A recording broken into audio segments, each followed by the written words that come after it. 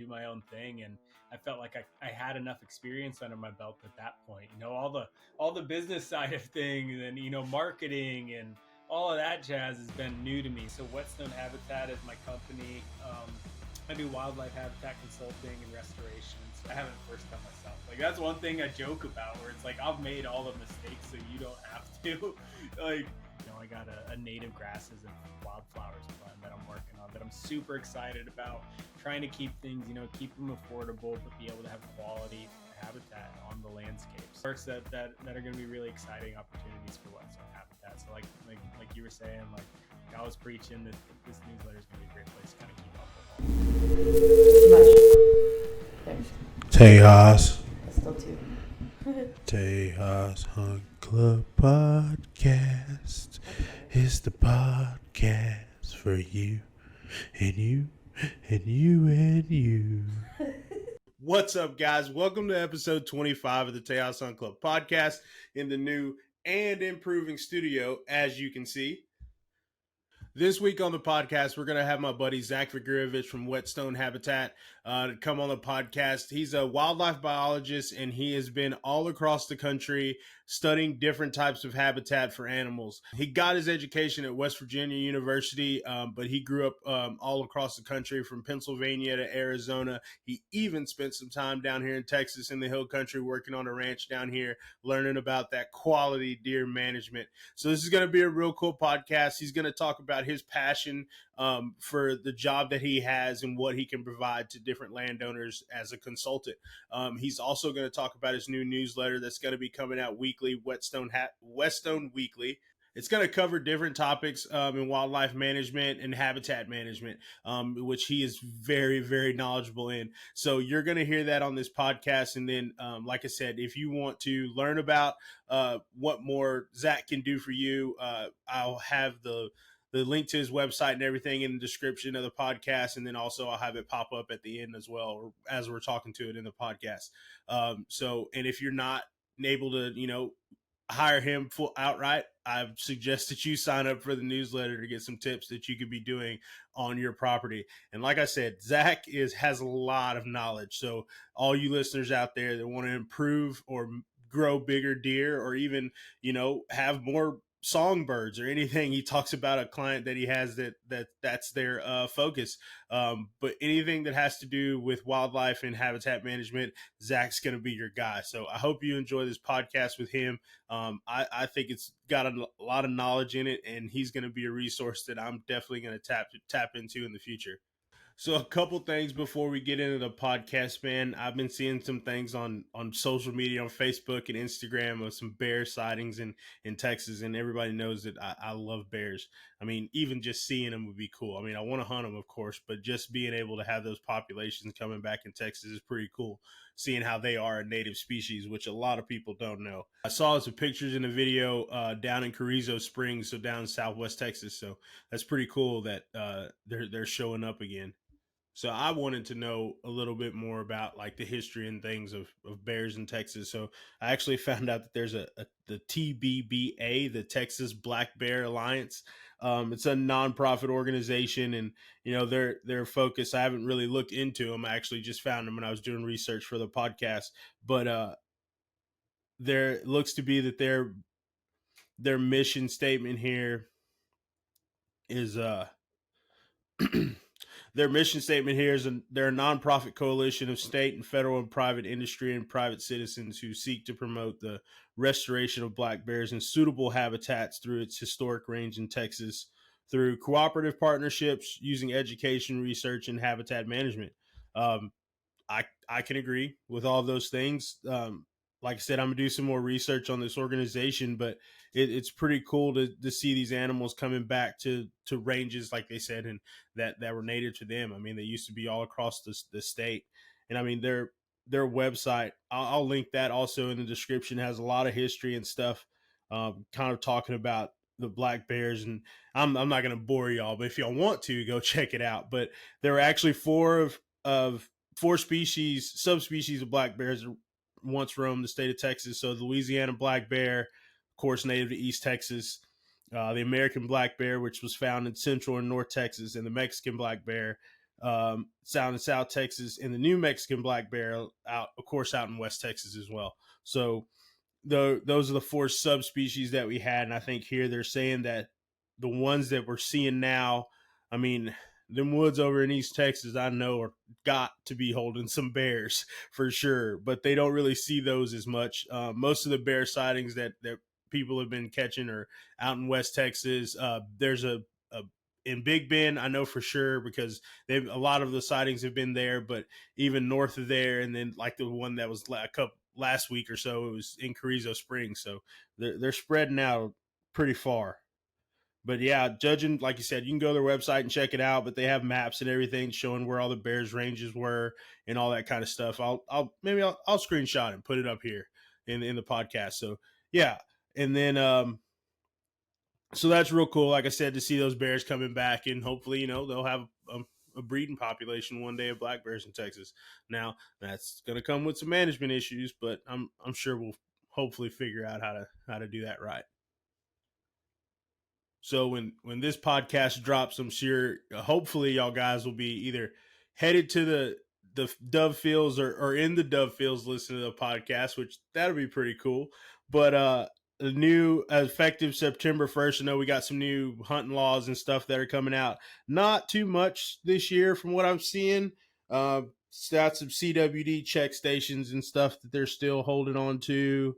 Buck and antlerless deer, mandatory harvest reporting for a couple counties: Collin, Dallas, Grayson, Rockwall counties, where in big deer, Chad Jones up there by you, Cable Smith too, Lone Star Outdoor Show. This is pretty cool. For hogs, aerial wildlife management permit holders are able to hunt feral hogs at night with the aid of drones. If any of you guys have that permit, I got a drone. We can hook up, kill some hogs. Let me know. We can work it out. But that's really it from new hunting laws here in the state of Texas. That's nice. You don't need too many more, unless they're warranted, of course. But something else cool, if you haven't seen, we posted on, I know Tejas Hunt Club, and I know Megan posted it on her social and everything. She was actually profiled for Stewards of the Wild, for the Stewards of the Wild member profile. So she got to they wrote a little article, did an interview and everything about her, kind of talking about what we do with Barb C Media, and then also spoke about the podcast and the listeners that have been following along with us and tuning in. So once again, guys, thank you for that. We really do appreciate y'all listening to the podcast. Shout out to Lone Star Wetlands, because those guys have now taken over as the #1 podcast episode. So that's pretty cool. Apparently we had an untapped duck hunting segment of our audience that we really didn't know about. So maybe we need to have I know we planned on having the December episode with them when we go hunting with them, but possibly we need to talk about maybe early teal season. Ask them if they can give us a duck forecast or something. So yeah, man, shout out to those guys, and thank y'all for listening to that podcast. Last week's podcast is going good also with Willie Waldrip. I'm sure he's in the thick of it now after syllabus week up there at Texas Tech. So hopefully he's doing good, getting settled in. I saw him killing some pigs. He posted the other day on Instagram. So it looks like he's having a good time up there. But if y'all haven't checked that podcast out, go back and listen to them. He's a cool guy, man. And he's got to have some awesome hunting opportunities and capitalized on dang near every one of them. So it was good talking to him. And, we got, like I said, we've got 23 other podcasts that we put out. So if this is y'all's first one, go back and check those out and hit that follow button, subscribe to the YouTube channel, leave us a review. Actually, so that's the thing for podcasts now, reviews. So if you like the podcast, throw up 5 stars. If you don't like the podcast, you don't have to listen to it. I don't know what else to tell you about that, but if you do, please leave a review, hit that like button on YouTube if you watch it on there, and then give us a rating on Spotify or Apple Podcast. And like I said, help us out, man. It really helps. That'll get our podcast out to other people, other listeners. And we like to do it the old-fashioned way too. If you enjoy the podcast, send it to a friend. You can go up to the top right of the podcast, hit them little buttons right there. It'll say share link, and then just text it to your best hunting buddy or fishing buddy or anybody that you like. So appreciate y'all listening to the podcast. We're going to hop into this one with Zach, learn a little bit about him and growing some whitetails. So appreciate y'all listening, guys, and we'll catch y'all next week. What's up, guys? Welcome to another episode of the Tejas Hunt Club podcast. I'm your host, Brandon McDow, and this week I'm going to be sitting down with Zack Vucurevich of Whetstone Habitats. And Zach and I met at the POMA conference a couple years ago, and we just hit it off and got to talk about hunting and fishing and all that kind of stuff. And we talked again this year at the POMA conference, and he was kind of letting me know some things he had in the works and stuff for his brand and what he does and what he can offer different people. So we planned on doing this podcast a bit sooner, but now I'm glad we kind of like waited a little bit because we have some pretty exciting news. He actually has a newsletter, which we're going to kind of talk about today on the podcast. So it's going to be a lot of information. But I feel like he's going to be a great guy to talk to.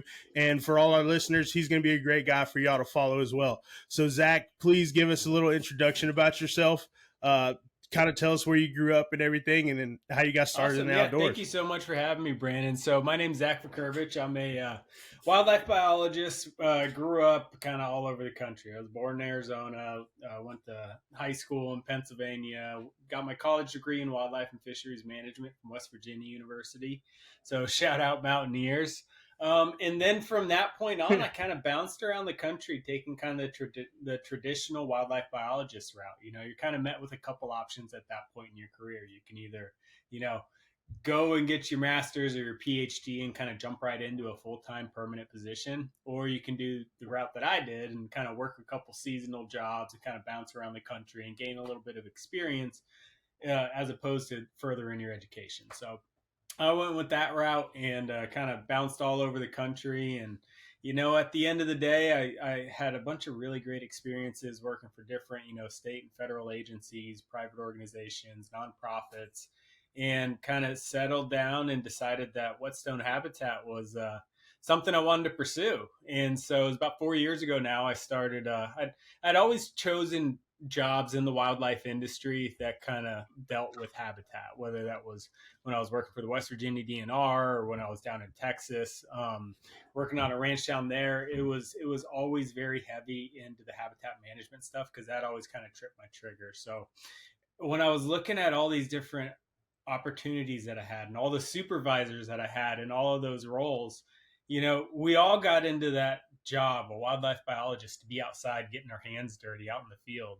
And all of my supervisors were sitting at the desk doing policy work. And don't get me wrong, it's important. I'm glad somebody's doing it. But the writing was kind of on the wall. I kind of wanted to go off and do my own thing. And I felt like I had enough experience under my belt at that point. All the business side of things and, marketing and all of that jazz has been new to me. Writing, it's all been so many new opportunities that I've had to, kind of juggle and figure out what works. But, it's been a great way. So Whetstone Habitat is my company. I do wildlife habitat consulting and restoration. So I'm working all across the country. It's a lot of people, a lot of deer hunters hiring me to come in. They have maybe a recreational property or a farm that's been in the property for a number of years. And they want to improve it. They want better hunting opportunities. They want to see more deer or healthier deer or bigger deer, or maybe it's a turkey. The turkey populations are in decline. Yeah. Or, I had one lady in Ohio, she was really into songbirds and she didn't have a ton of acreage, but she wanted to know what she could do around her house for songbirds because she was a bird watcher. There's really no limit as to what I can help these people with. And it's really fulfilling. I get to go out, I get to work hand in hand with these landowners. And just seeing that quick turnaround, that response Mother Nature has when you do these controlled disturbances on the landscape, it really gets my blood pumping. It gets me excited. And the fact that I get to work with people every day that are so passionate about the outdoors just makes it that much better. So that's a little bit about me. I live in Nashville, Tennessee. Been here for a little over a year now. So, organizations like POMA have been great for me as far as networking and meeting people like yourself where I can bounce ideas and stuff off of. So it's been a really awesome industry. This hunting and outdoor industry is full of wonderful people. And I've been feeling so blessed to even have an opportunity to, kind of chase my dreams. Dude, that's so cool. And like, I'm glad, like I said, getting on after meeting you at Poma the first time in Nashville, that was the first year Megan and I went, and we joined the organization. But even like, I like the way that we're doing this podcast now, and the listeners can hear in your voice, like how much you enjoy it. And it's the same thing. Like when I first met you, I was like, this guy really likes what he does, man. And he really gets into it. And I really admired that a lot for sure. Cause like, the photography and videography stuff is something that like I've come into, but like I didn't start out doing that or growing up wanting to be a photographer or anything like that. So it's something I've grown into. And like, as like you said, being in the industry, you get to meet people like guides and outfitters and, other people in the industry that have known what they wanted to do for a long time. So at what age did you like find this passion for the outdoors and like wanting it to be like a wildlife biologist? Because I mean, here in Texas you have a lot of people that want to do like animal science and stuff. We grow up in an ag background, so I mean it's cattle, horses, and then the wildlife side kind of goes hand in hand. So we have a lot of 4-H and FFA like opportunities to learn that. But like you said, moving around and stuff, like how did that come into your life? And like you said, figure out that that's what you want to do. I always love this question because when I was a little kid, Sunday mornings we'd come downstairs and most kids were watching cartoons and stuff. My parents would see me and I was watching, Jeff Corwin, and I was watching Steve Irwin, the crocodile hunter, and like that was those BBC documentaries. Like that was always what I wanted to do.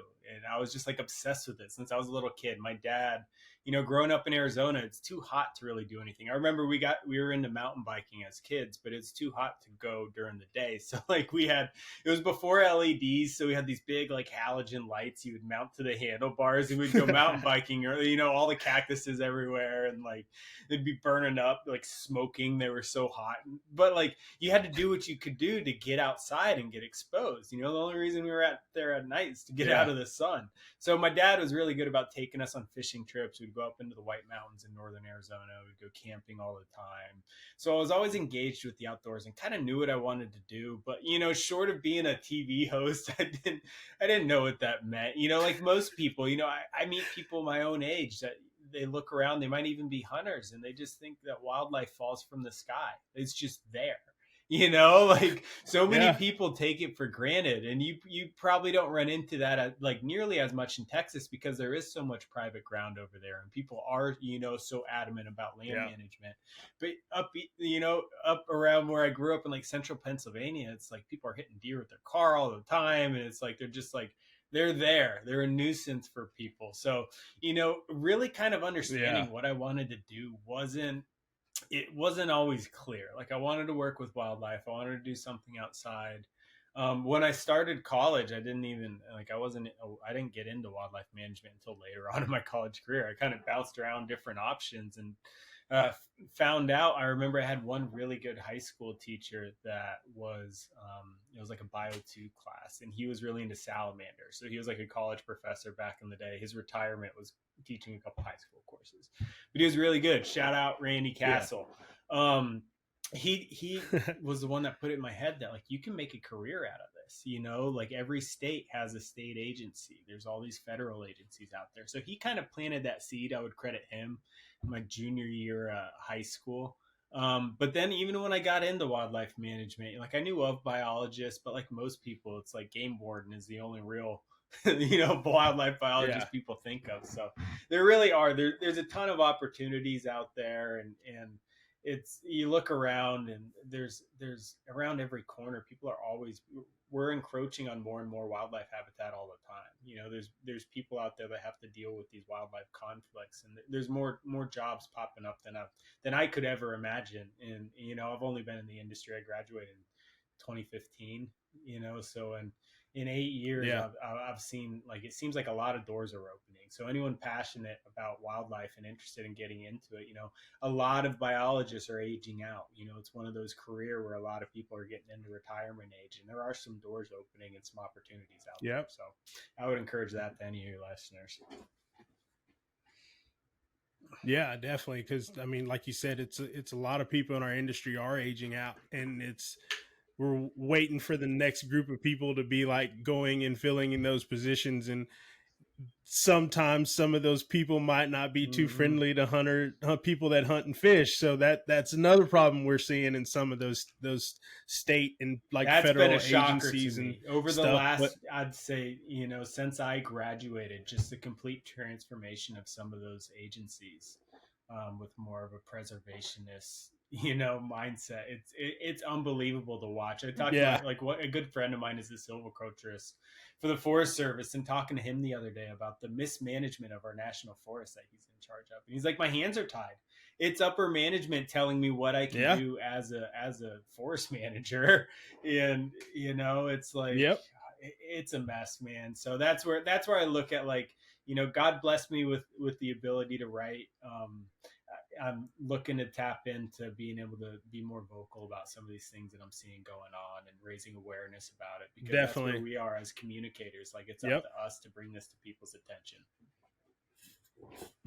Exactly. That's why like we do the like photography, videography, and then started the podcast too, was to talk about these things, because like it's it's not they're getting swept under the rug. It's just not in plain view for people to see, and people are busy with their lives. Like people with kids and people that are voting and that are of that age, like everybody has their life to do, and if they're not seeing this information like right in front of them, there's not really a trail that they're gonna follow to go look it up, because like I Well, and said, they're half the busy. time So the trail yeah, gets you're right. buried The on fact social media anyways.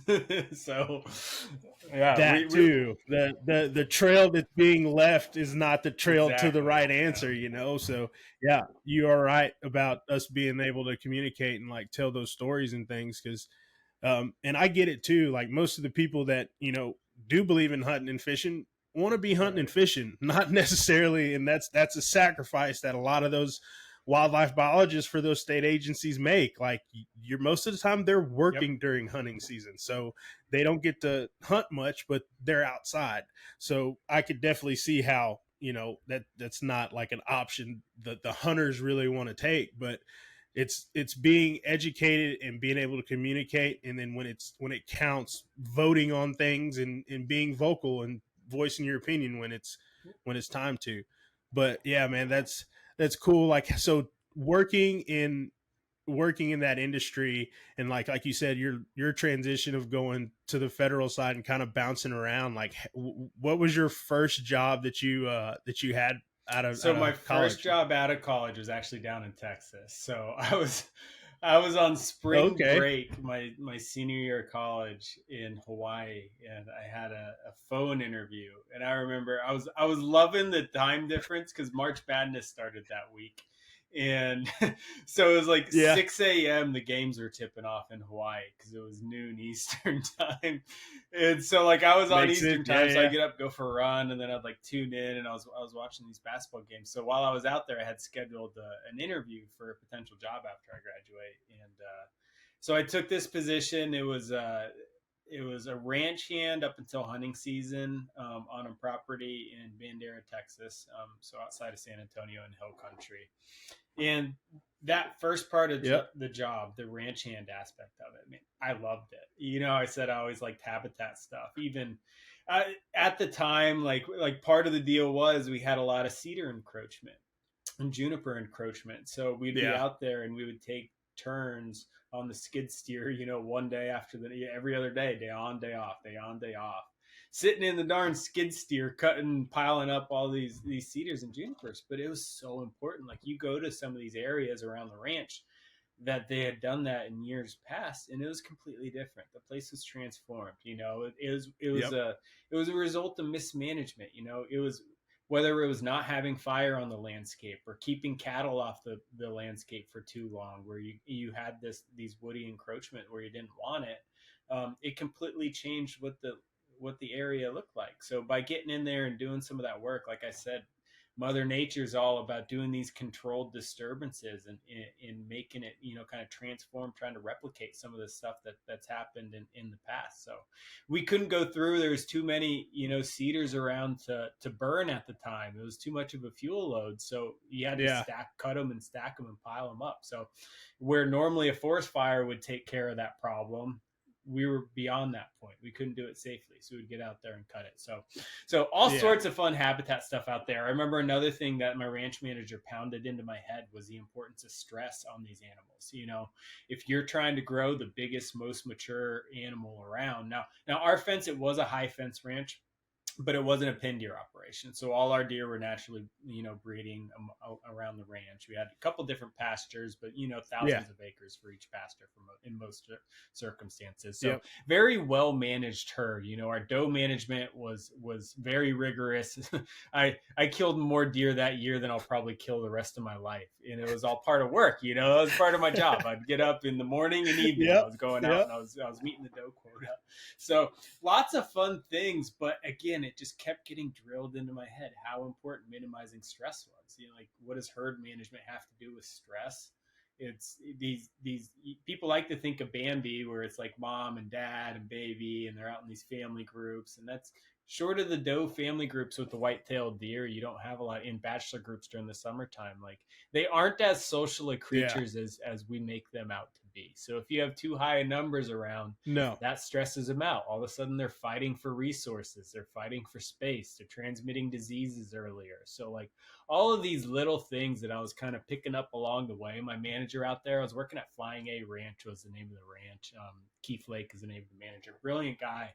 I learned so much from him, and it was just his willingness to let me kind of pick his brains and kind of wheel around the property with him, because it was all fascinating. Like, we talk about QDMA and quality deer management and the National Deer Association and kind of what those guys stand for. I was living that. How many protein pellets can we get down these deer throat, in the course of a growing season? Like, so my first job, and then the hunting aspect, I got to see the customer service side of things, and like being exposed in Texas to, you were talking about earlier with how much with the 4-H and the hunting and how much the community that is. And Texas is a really interesting place in how wildlife is managed oftentimes.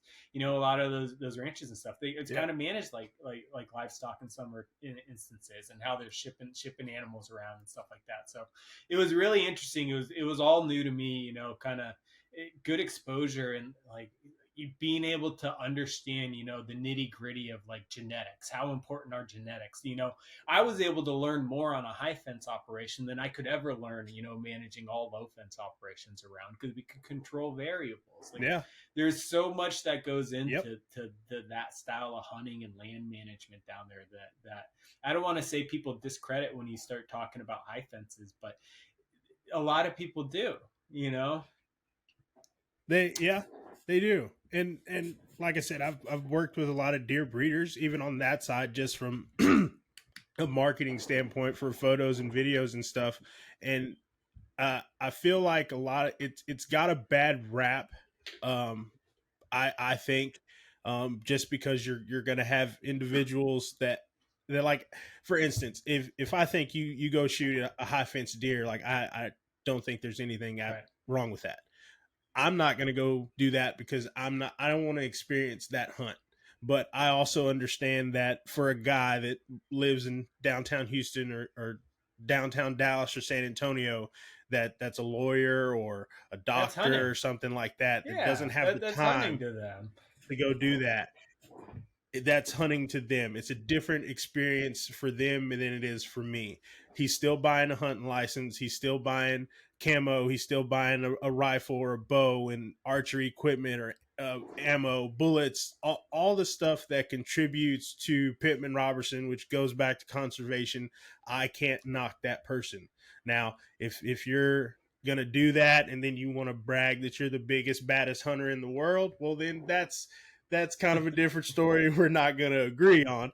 But the point of it is what you did is not wrong. It's in the bounds of what is legal in Texas. It benefits the wildlife. I'm all for it, and I'm not going to knock anybody for it. Like you said, I've even hunted, like you said, on ranches that are thousands of acres on a high fence. If you think that hunting thousands of acres under a high fence is easy, I invite you to Texas. Right. I got a lot of friends that guide. I can point you in the right direction of going on a high fence hunt on some big pieces of property. And it's going to be hard. It's going to be tough. It's not just a put and shoot or whatever you think Well, it I is. think you encapsulated a lot of the issues and problems I see surrounding hunting in general in that short, monologue. It's we're looking around and we're choosing these differences and we're nitpicking and we're putting people, trying to get rid of it's everybody's right. Like as long as everybody's following the rules, I have zero qualms about it. I might not agree morally, but I'm not, or ethically, or like as long as they're following the law and they have good intentions, I'm all for everybody getting out there and having a heart, having a hunt, whatever that looks like for them. Yeah. And the more and more we scratch and claw at each other over the nuts and bolts of how we're doing it, whether it's crossbows being legalized for archery Yeah. season or whatever the heck we're going to argue about, it's just it's distasteful and it's getting so far away. It's just adding fuel to what the non-hunters want to see. It's like next thing you know, let's say like I was with the crossbow situation, let's say it's going up for vote in some legislation or at a state level.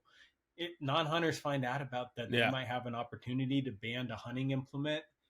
That's a win for them. So if they can get some other hunters, like some hunters on their side for the case, like I keep seeing it happen over and over and over again, where people would rather side with the wrong crowd to win a pissing match than stick to what's right. So I think we can all be adults about everything and like sit down with a lot of these issues and just let people enjoy the outdoors with however that looks like to them, as long as they're not endangering other people, as long as they're following the rules. Like there's so many opportunities out there for people to get out and enjoy the space. So it's great.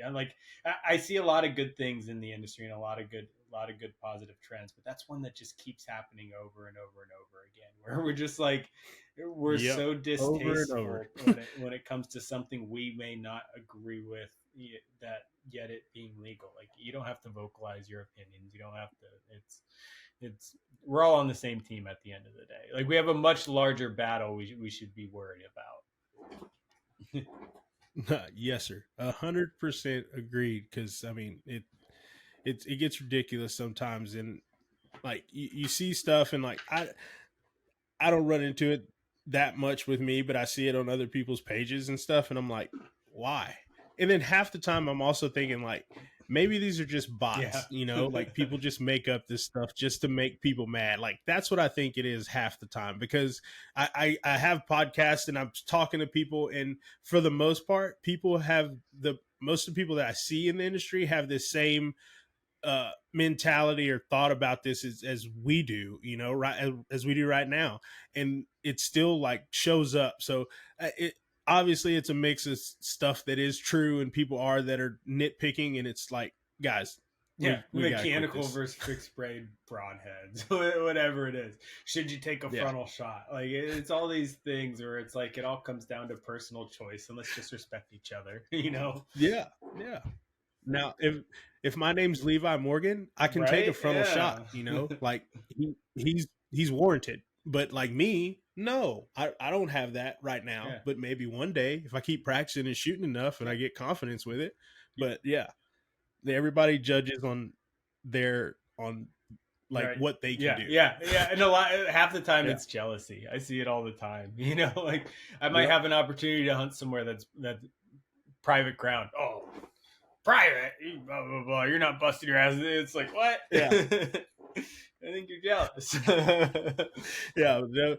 We never, and I've noticed that like going to other states, but like as you know, in Texas, we don't really have that that debate too much. But, dude, I went to the Texas Wildlife Association convention this past summer, and they had the Texas Big Game Awards, and there were a couple guys that got awards that killed some giant deer on public land in Texas. So it's still possible, but few and far between. Where were they? Did they disclose what part of Texas? West Texas somewhere? Yeah, and most of it's in the national forest. Like honestly, Sam Houston National Forest, and then what was the other one? I think one guy killed one out in like somewhere in the hill country. I can't remember what, like WMA or whatever it was, but they said it. I mean, it's known. You can go bow hunt in the national forest, but you Yeah, have to go you off gotta in work there. for it. That's okay. The deer don't weigh. They don't Yeah. weigh as much when you gotta pack them out as they do up north. No, Pack out isn't not at nearly all. Not at half as all. bad.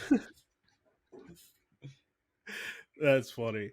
So how long did you spend in like how It's much down time did there you spend in a Texas? little over 10 months, not quite 11 months. So Okay, cool. So like almost a full year. So you got to see kind of almost year round of what Texas has to offer and stuff. And so, did you just leave because you had a different opportunity, or just was that just a time for yeah, that it job? was more that was kind of like I saw what my ceiling was for that time being on that ranch. Like I probably could have had some leeway if I wanted to stay down there in Texas and figure something out. Yeah. But at the time my brother was getting ready to get married and start a family up north. All my family was kind of around Ohio and the Midwest, so I was kind of itching to get back up. And Yeah. so I moved back up north and kind of went from there.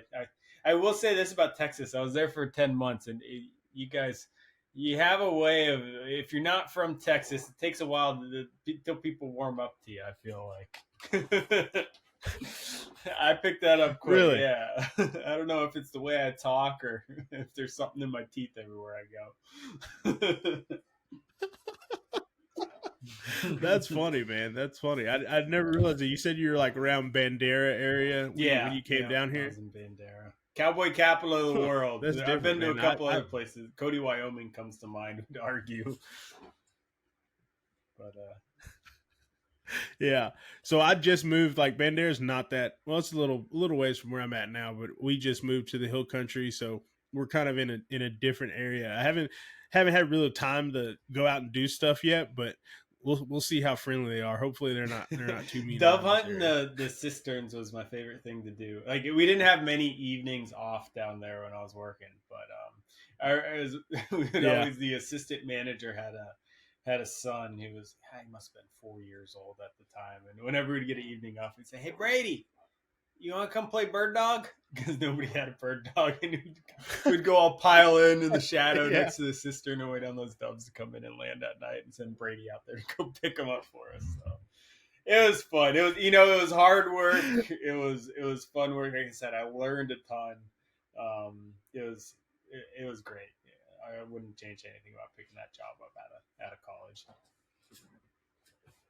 That's awesome, man. That's real cool. So when you moved back to Ohio, you said you were going back to like go with family and stuff, and then did you go work for the state, or how'd you end up in Cody, I didn't Wyoming? move to Cody, Wyoming. No, I didn't live there. I was making a joke about Bandera claiming to be the cowboy capital of the world. Cody yeah. Cody said the same thing. No, I moved back to Ohio, and I was actually working a silly job for a while. I was doing you ever been in like a Home Depot or a Lowe's or Walmart and seen like birds that get trapped in the store? They're like stuck inside. So they have to do something about those birds. Those stores have to hire somebody to come in and get rid of those. So I worked for a company that kind of specialized in that, live capturing those birds and getting them to the store. So I lived in Cincinnati, but I was kind of traveling all over the country doing that for a while. I went to Puerto Rico to catch birds. That was pretty cool.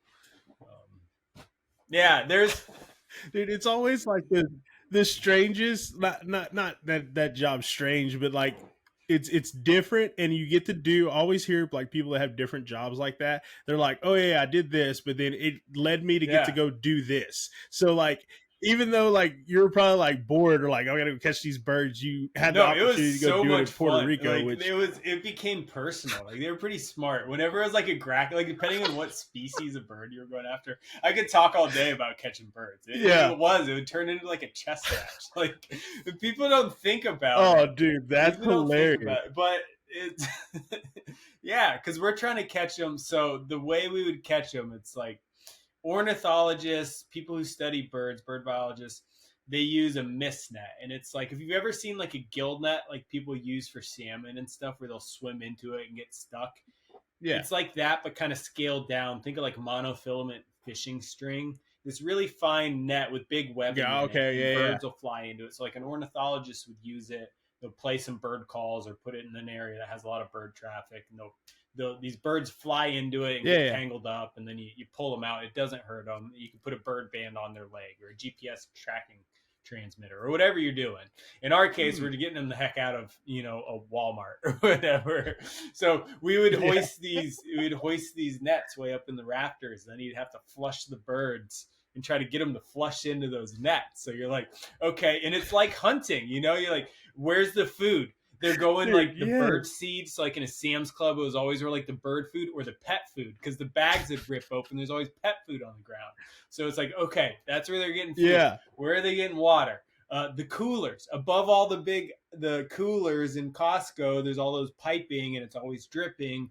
That's where they're getting water. So like you're trying to figure it out. These pieces to the puzzle. Where do they like to go? I remember there's certain times you'd have to like change your shirt because they would recognize you, or like wear sunglasses because they'd see you coming and then take off the other direction.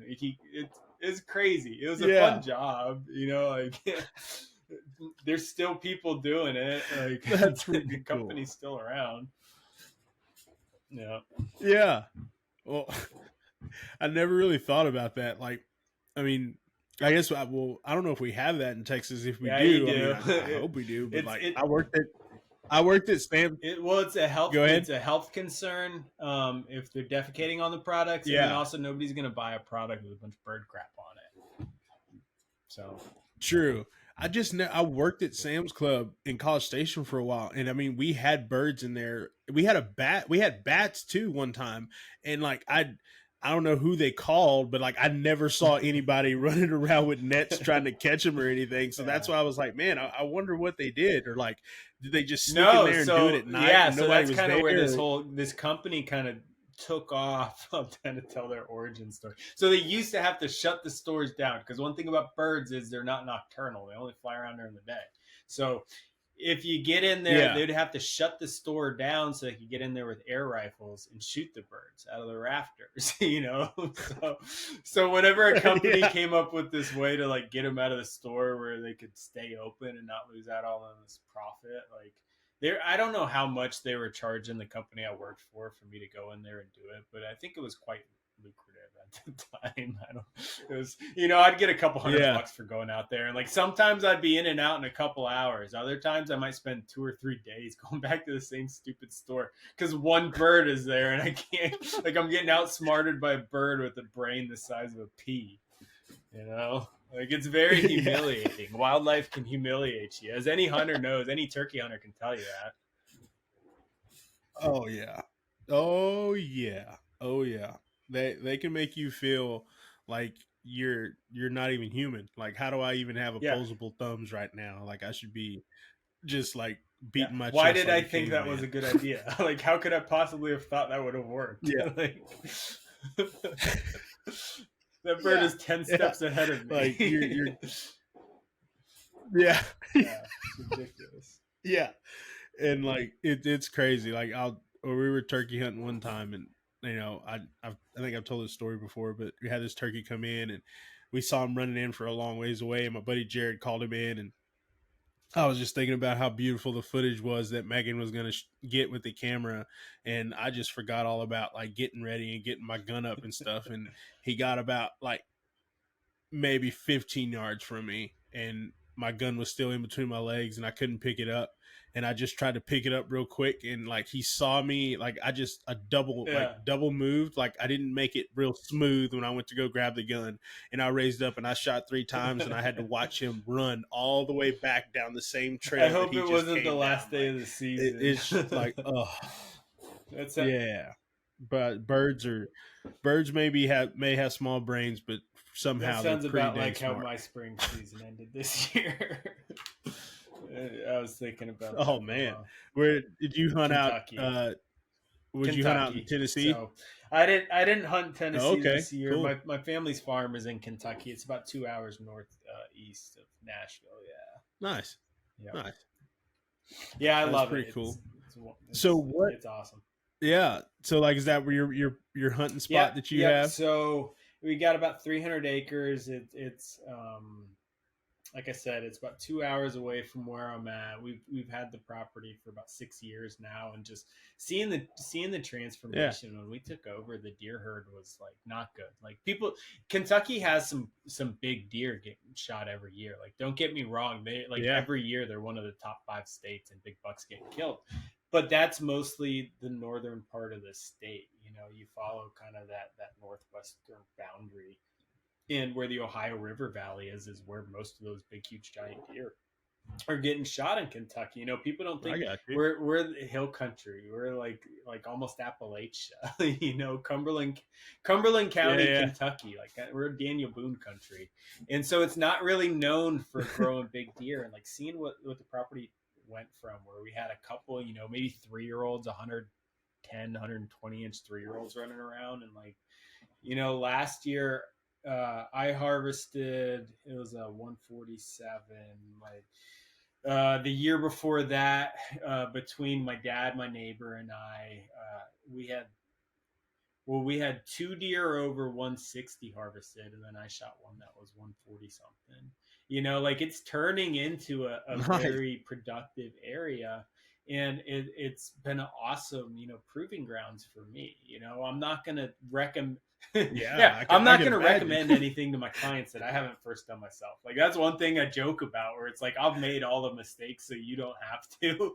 Like they're expensive mistakes to make, and like no, I'm not going to guarantee anybody that their food plots are going to be successful. You know, I can't predict the weather. I can't, you know, handle how those seeds were treated between when you plant them and when, you know, they were harvested. You know, there's so many variables, but I can set people up for success, and I've made a lot of those mistakes, and I think a couple steps ahead of where most people are. Most people are always worried when they're looking at their property. They'll hear a podcast or they'll see a YouTube video.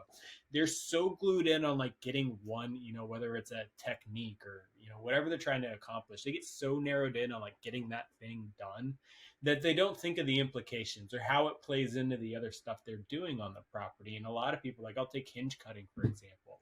Hinge cutting was like everywhere. Everyone was talking about it probably 4 or 5 years ago now. And now I'm going on properties and I'm seeing blocks of woods that is like nothing but hinge cut. And I want to pull my hair out. It's too much. I'm like, what are you going to do? Get in here with the forestry mulcher? Like you're not going to be able to, I don't know what it is, but it's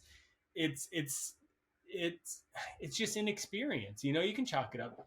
Like that's all it is. I can't blame him I did the same sort of things. Like perfect example, when we first got the farm, I placed an order with the Kentucky Forestry Department for a bunch of seedlings. I ordered a bunch of persimmon. Deer love persimmon. You know, I got to plant a bunch of persimmon trees. So I ordered like 100 of them, you know? And so I go out there, and the first year we have the farm, I plant like 5 persimmon here and 5 over here and 5 over there, 5 over there. So I got 20 spots on the farm with 5 persimmon trees sitting in it. You know, fast forward 5 years, and we're finally starting to get some fruits being produced on those persimmon trees. And it's like, where the heck do I hunt? There's 20 different places on the farm those deer could be eating those persimmon. You know, they were all purchased the same year. They probably all have the same parent tree. Like they're gonna bloom the same time. Like, I just shot myself in the foot at the same time. But like those are the types of mistakes that people don't learn. I'm sure I'm not the first person to do that.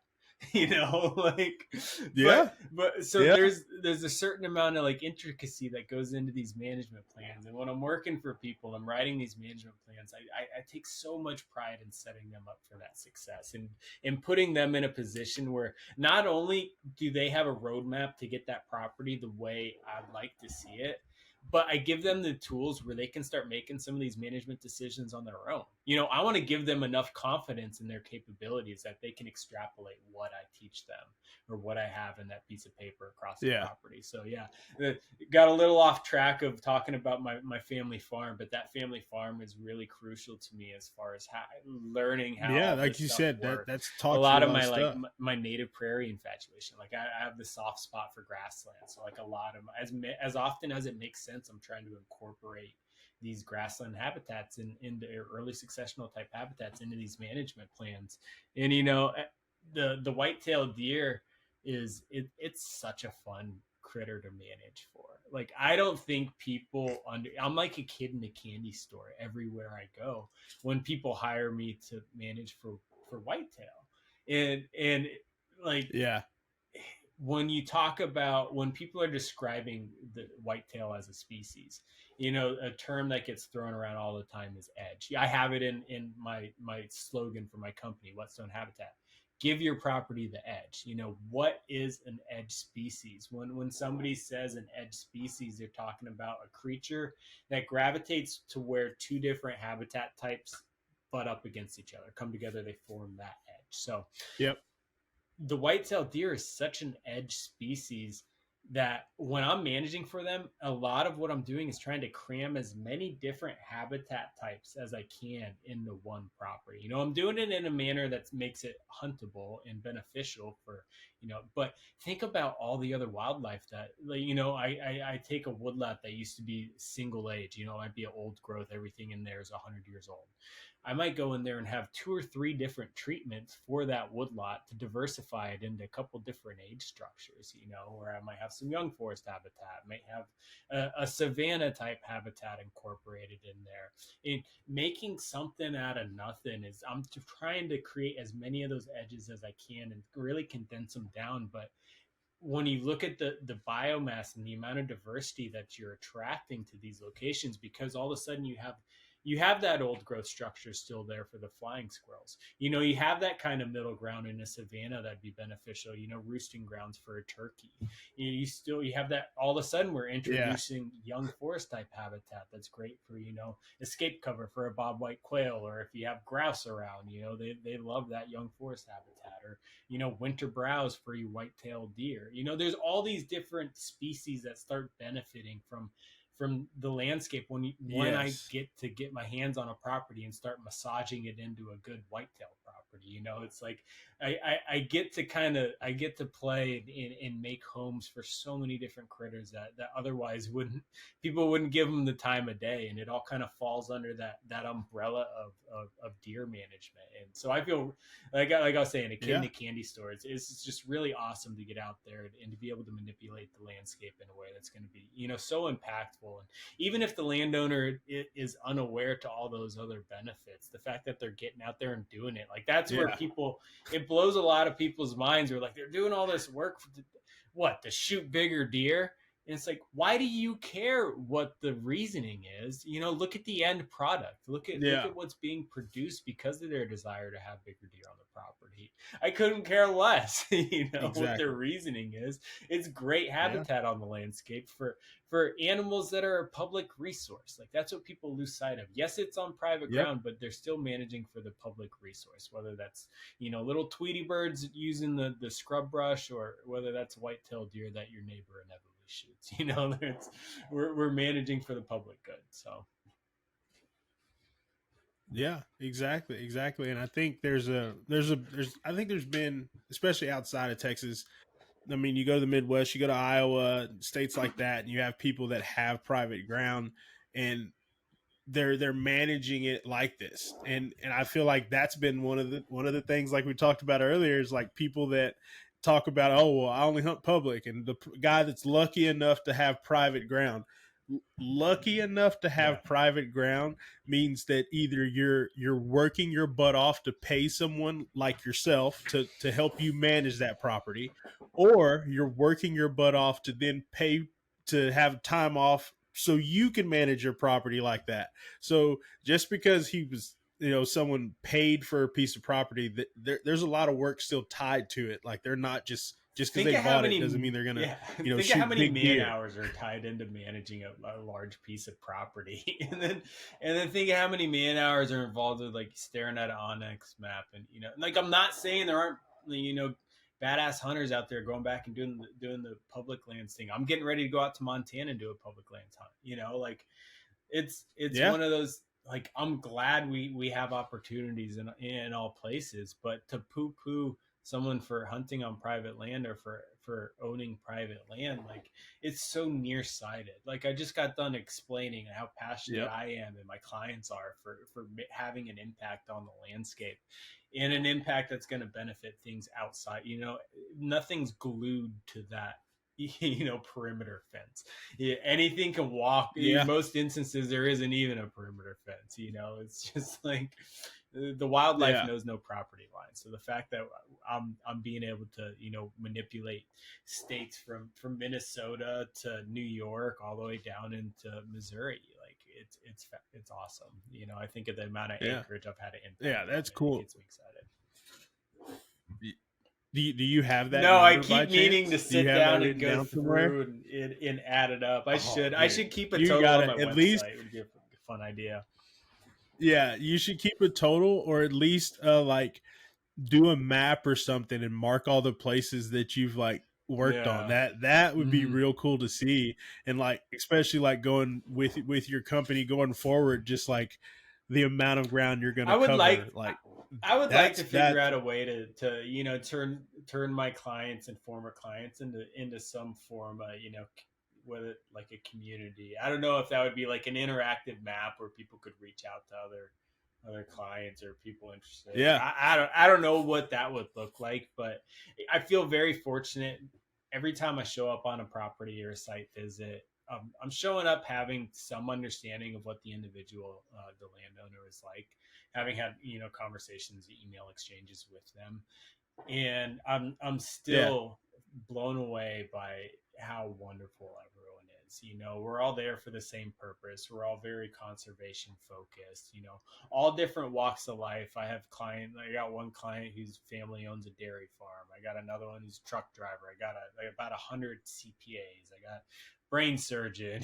Professional athlete. Like there's like people from all walks of life, but they're all yeah, contacting me because how passionate I am for having quality habitat on the landscape, and so having that connection going into it, and then we show up, and they're people I'd want to go out and have dinner with. Send Christmas cards to. They're great. They're wonderful people. Our yeah, lifestyles align very similar to so our political leanings are usually similar. Like it's a lot of. I feel very yeah, fortunate that I don't feel like I have to pander to my clients.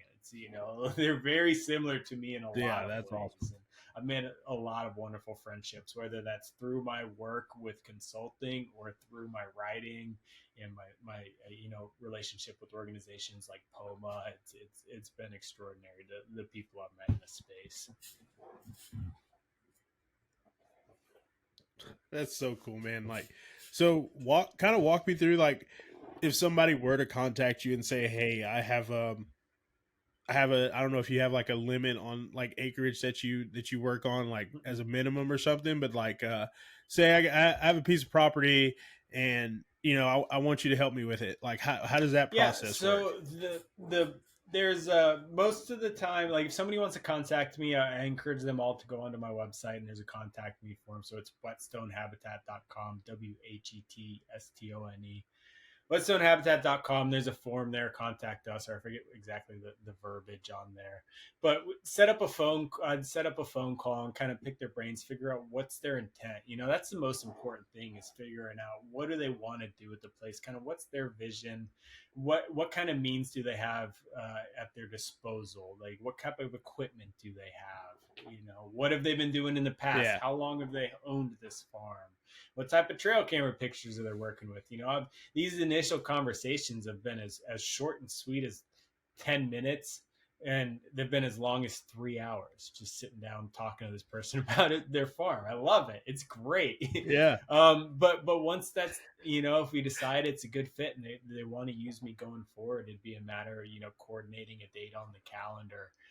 That'd be good for me to get out there and walk the property. And I always prefer that the property owner be there with me when I'm doing these consultations. By no means do they have to be there with me. I've had plenty where I've been out there on my own, yeah, or maybe a farm manager is there on site. But I like to get a good idea. I do virtual evaluations where we can hop on a Zoom call and look at the aerial photographs and kind of go through that way. But the quality, it's just, you can learn a lot from those aerials, but nothing beats being there, boots on the ground, kind of seeing the yeah, habitat, figuring out, like, I haven't gotten into I have a hatred for invasive plants. Like Johnson grass is the one that just makes my blood boil if you're curious. But and Cersei lesbies, there's a couple that I Yeah. can't stand. But Yeah, like I love it. Like love it when we're like, I was like, working or out walking properties and stuff, and like, yeah, back in the day, we used to have yeah, bobwhite quail here. We just yeah, don't know what happened to them. I'm like, well, uh, see all this yeah, non-native yep, grass yep. here? And there's no, where'd your hedgerows go? You got no more hedgerows anymore. Yeah, Yeah, like how do you think they're gonna yeah, survive? it's amazing. Like if you build it, they will come, right?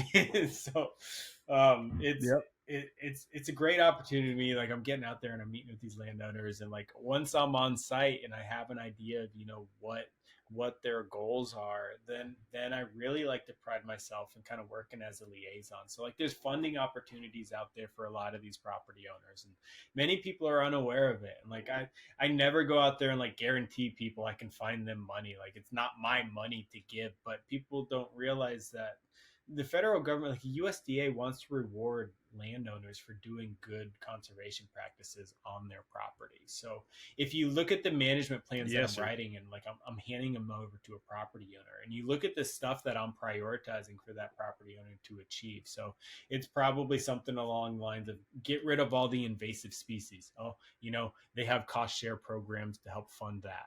Well, okay, what about Mm-hmm. native grasses and prairie restoration or pollinator habitat? There's a ton of funding available for that. Even food plots. If you're doing pollinator habitat and you want to plant a perennial clover, fire break around the perimeter of that, it's not technically a food plot; it's a fire break, but there's a lot of these funding opportunities out there, and I can write these management plans in a manner that I really try to speak to the agencies that are going to be looking at it. Where Yeah. I might get away from calling something a bedding thicket. Where if I'm just having a conversation with somebody, I would call a little clear cut a bedding thicket that we're trying to make thicker for deer to get Yeah. used to bedding in. Well, in my management plans, I'd call it a temporary forest opening because, a lot of that funding available for that habitat technique is for songbird habitat. So those songbirds, they like those little Yeah. patch cuts. So they like seeing language that coincides with what they're going to be, delivering those funds for. So like I said, I like to, I can at least point them in the right direction towards like the NRCS office or Pheasants Forever, or Quails Forever, whoever's around. Mm-hmm. It's kind of up to the landowner at that point. I can't enroll their farm for them or anything like that, but I'm more than Yeah. happy to, share my management plan with their farm bill biologists. I like meeting as many of those people as I can. They have a super important job. They're the ones distributing all that money to my clients. So like I like knowing those Yeah. guys. They're great. So reach out to your NRCS Exactly. offices. A lot of times, state agencies. I would love for every single one of your listeners to hire me, but there's state agencies out there that have resources, whether it's a forester coming out to look at your property, stuff like that. There's a lot of resources for landowners. And like I said, I encourage everyone, if you're interested, please do contact me. As you can tell, I love talking about this stuff. I'm very passionate about having an impact out there. And I feel like it's reciprocated everywhere I go. We got a lot of passionate people out there wanting to do the right thing. So I feel very fortunate. I feel like there's no shortage of people trying to do the right thing. Yeah. And I think that's one of the biggest things is like people don't understand um how much funds there are there, and like how much help you can get just by building your fence a certain way and making sure the height of it is Wildlife this, friendly. and the stakes are put in this way. Like there's so much opportunity out there. I mean, but it takes a little bit of looking, but you can find it. And I was sitting here, I mentioned it before, we're sitting here with Megan a couple weeks ago. We were watching Lee Lukowski, and he was talking about how he was uh, enrolling in programs with the government Mm-hmm. on his properties and things, and how he was getting Yep. tax breaks and different things and stuff. So, and buying properties that way and getting funding to purchase stuff, like it's all out there. and you just got to do a Yep. little digging Yep. for it. And like I said, I know enough to be dangerous. I can get people pointed in the right direction. First and foremost, it's like I Yeah. said, just an introductory phone call is a great way. I like having those opportunities to connect with people, and even if it didn't work out, if I don't think I can help people, I would point them in the best direction I know possible. Like I said, at the end of the day, it's all about getting the best habitat on the landscape and making an impact. So however we get that done it makes me happy. Exactly. And, like you said, we're going to talk about here, great time for the people that maybe aren't able to hire you full time, or part time, or how that works for your schedule. You're coming out with Whetstone Weekly, which I'm going to stop right. How did you come up with the name Whetstone Habitat? So the farm that my family got in Kentucky, there's a creek running through the middle of it, Whetstone Creek. So there's two. One big Whetstone Creek bisects the property, and little Whetstone Creek kind of flanks one side. So I did Whetstone Habitat after Whetstone Creek right there, and Dude, I love it. I love it. I was hoping I was hoping that was the case. Like, I always, with people that start their own companies, I wonder how they come up with their name and stuff. So like, I was hoping that it had like a sentimental value, and that's exactly what it was. The creek that's real cool. I like it. Has this big slate bottom, and they would cut the millstones, those whetstones, those wet milling stones is what it was talking about. So my neighbor out there actually has one of the old stones that they cut from Whetstone Creek at his place out there. So that's really cool. Yep. Mm-hmm. Dude, that's awesome. So tell me about the newsletter. Yeah, so we just launched Whetstone Weekly. It's gonna be a weekly newsletter. I got Whetstone Weekly and Whetstone Almost Weekly if something important's happening or something I think is absolutely necessary. I'm not gonna pester you guys, I promise, with emails or anything. But the best way to keep up with what I'm doing, I'm looking around and like I got the email about a month ago that National Deer Association's publication is gonna, after this next issue, Quality Whitetails is gonna go straight to digital. I love magazines. I love writing for magazines. I like touching them. I like having them in my hands. That's just one example. There's I don't know. Print it's a hard space right now, and I think the quickest way for me to get what I want to say, for me to get my techniques, my opinions, my philosophy is going to be through this newsletter directly to all the landowners out there that can have an impact. I can sit down and hammer this stuff out and talk to you all. So I really I want to turn this into, like I said, something community based, where we can start, whether that's hosting eventually. When I look at this, I want to start organizing habitat workshops at my farm, doing stuff like that, organizing events, and it's all going to be taking place through this newsletter. I'm going to continue writing for other publications. I'm a writer that I enjoy doing that part of my job, getting in front of new audiences, but this newsletter is just going to be a quick way for me to be able to, keep every up to date. What am I doing on my farm? What do I think you should be doing on your place this time of year? I'm getting ready tomorrow I'm working on one, here's 5 ways to end your deer season before it starts. Like 5 mistakes you don't want to make and into the deer season. Like it's just quick hitters, stuff like that. All my YouTube content when I'm doing podcast appearances, that kind of stuff, it's all going to be fed into there. It'd be a great way for people to contact me, communicate with me. I'd also like to use it when I'm doing these consultations. A lot of my travel costs it can get expensive, especially with airline fares and stuff right now. So when I'm going out of state, I'm going to be able to use that as a place to say, hey, I'm going to Pennsylvania in October. If you're interested in having me look at your property, we can reduce travel costs and use it as a way for people to kind of save some money that way too. So I'm really excited about it. Like I said, I can talk all day long about habitat and deer management, and I can write about it all day long too. So it's super exciting, and I'm excited to keep churning them out. Yeah, man. Like I said, I'll definitely be subscribing to the newsletter just to gain knowledge. And like I said, I love the habitat stuff too. Like, I think it's the most important part for any animal. Obviously, I mean, you can do as much as you can, but unless you get that knowledge, like it's not going to work. Like you said, planting persimmon trees in 20 different places. So, like you said, you're a wealth of knowledge for sure. And like I appreciate you coming on the podcast and talking about the newsletter and everything. And as anything that we can do to help with you in this newsletter or help get your information out, like I said, I'm going to be listening to it, so I'll definitely pass it along to everybody and everything. So, like I said, I've enjoyed following along since we met a couple years ago and seeing the different stuff you do, and I'm really excited for you to do this for your company and everything. I like seeing other people win. So Awesome. I it's real cool, appreciate man. that, Brandon. Thank you so much. And yeah, like I'm working with a seed company, coming up with a couple, here's my favorite seeds that I like getting in the ground. I got a native grasses and wildflowers blend that I'm working on that I'm super excited about, trying to keep things, keep them affordable, but be able to have quality habitat on the landscape. So there's a couple things in the works that are going to be really exciting opportunities for Whetstone habitat. So like you were saying, like I was preaching, this newsletter is going to be a great place to kind of keep up with all that kind of stuff. So getting ready to do this Montana elk hunt. I've never had an elk tag. If you're curious how that's going to end, that's probably going to be the first place anyone's going to find out. Dude, yeah, that's awesome. I didn't get a tag for anything out west this year, but I'm gonna do.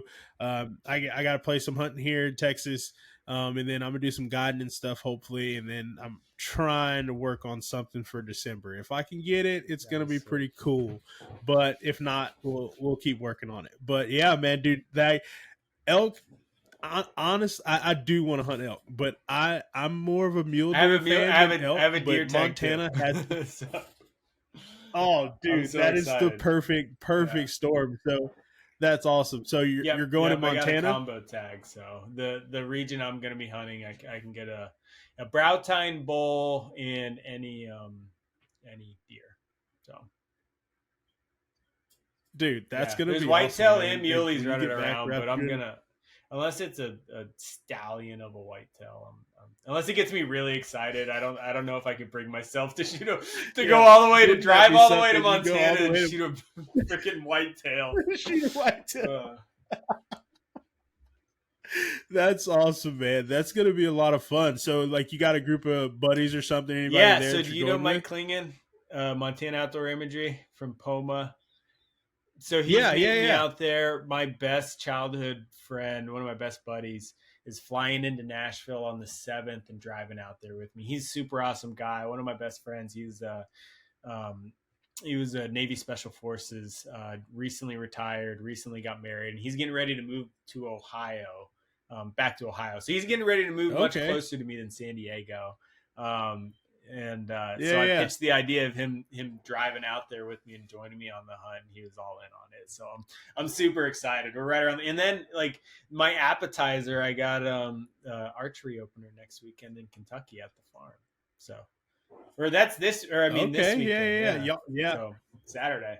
Y'all have the chance to shoot velvet bucks over there. We don't. Though I'm excited because, like, as far as I know, this is going to be the first year that Texas's whitetail season is opening on September for archery. So it's September 30th, but to start, just a chance. It's probably going to be hotter than hell anyway. I was melting.